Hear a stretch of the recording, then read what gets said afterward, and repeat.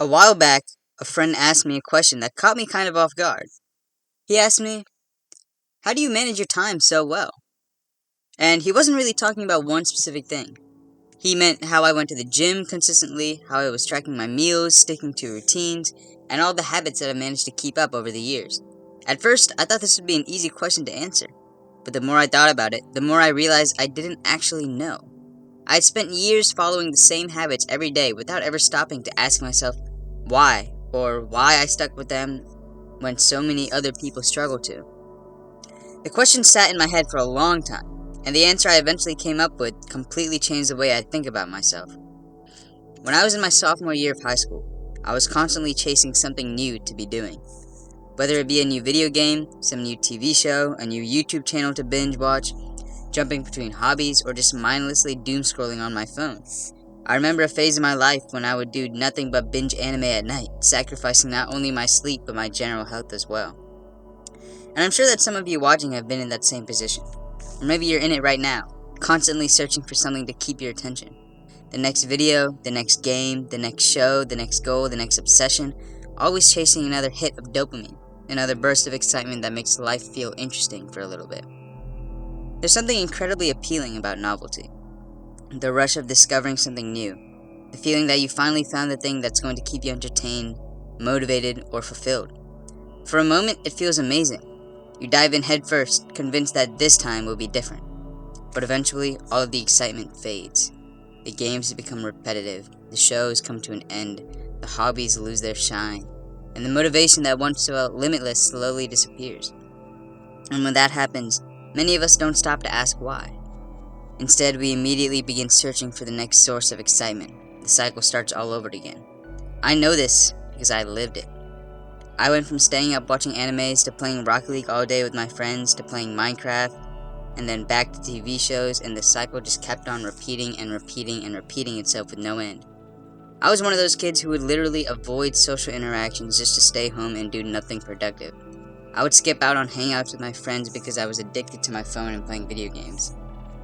I would also keep changing up my hobbies, which although it may seem like a good thing that I was diversifying myself, in reality I was starting something, realizing I didn't start perfectly, and then immediately quit. I went through a multitude of hobbies, from playing guitar, to painting, to pottery, to sewing, to various sports, and every time I didn't start out perfect, I just didn't continue doing it. I didn't get that hit of dopamine that I get from playing video games or scrolling on my phone or watching the next episode of Breaking Bad. And then, obviously, every now and then, I would get hit with a random wave of motivation that I felt, setting my alarm for 3 in the morning, determined to wake up, get in a quick workout, go to school, talk more, do productive things, etc., etc.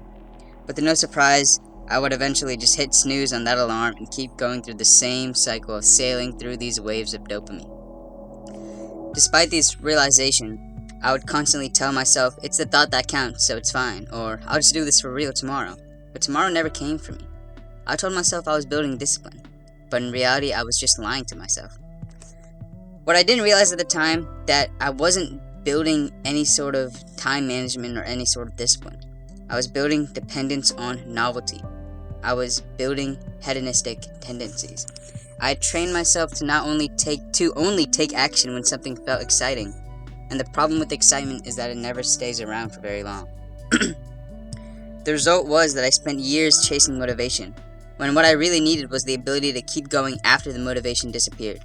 Because the people who achieve meaningful things in life aren't the ones who are constantly inspired. They are the ones who can continue showing up when nothing feels new anymore, when the excitement is gone, when the work becomes repetitive, when boredom takes over. And that was a lesson that took me far longer than I'd like to admit. Nobody stepped in and magically fixed my life. There wasn't some movie-like moment where everything suddenly clicked, but after years of repeating the same cycle, I started noticing a pattern. Every time I made progress towards something meaningful, it eventually became boring. The gym became boring. Studying became boring. Building skills became boring, and every time boredom showed up, I interpreted it as a sign that something was wrong. Then one day, I realized something that changed everything for me. I realized that it's okay to be bored. Boredom isn't a bad thing, it's not a negative consequence. It's simply a signal. Boredom is just a signal from your brain telling you that whatever you're doing right now is no longer productive and it doesn't give you the same amount of stimulation, novelty, or engagement that it once did. Psychologists actually define boredom as the feeling of wanting to engage in something satisfying but being unable to find that satisfaction in your current experience. In other words, boredom isn't the absence of things to do. It's the absence of enough novelty to keep your attention fully captured. The moment boredom appears, people tend to interpret it as a problem that needs to be fixed. So they reach for their phone, look for a new hobby, a new show, a new game, a new distraction. But boredom shouldn't be a sign to quit. Boredom is a sign that the honeymoon phase of whatever you're doing is over and the real work has started. The real discipline is starting to be instilled within you. Once I started to get consistent with things in my social life, with things like my social life, proper time management, my health, proper hobbies, I realized that I was honestly pretty bored with it. With the same repetitive routine of getting up, going to the gym, eating relatively the same meals, doing relatively the same everyday work. But I realized that I was at peace. My life was in motion. All these things I was doing was because I had set a goal that I wanted to personally achieve, and that each time I did something mundane, it was actually just a small stepping stone to some bigger, better destination. Now, I'm not saying that you have to learn how to sit down and watch paint dry for an hour out of your day. And I'm not saying that you have to do the exact same thing down to the minute each and every day. What I'm saying is that in order to have stability in your life, and in order to reach your goals, it is important that there are some non-negotiable things you do every day.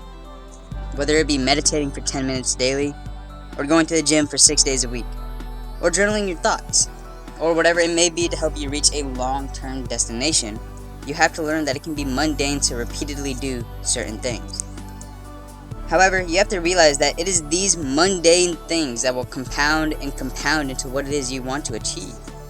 If you want to get your life together, you have to start building good habits.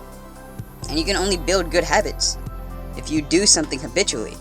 If you keep showing up, the results will have no choice but to shine through and reveal themselves. 2 hours after receiving that text from my friend, I responded with, "Just learn to be bored."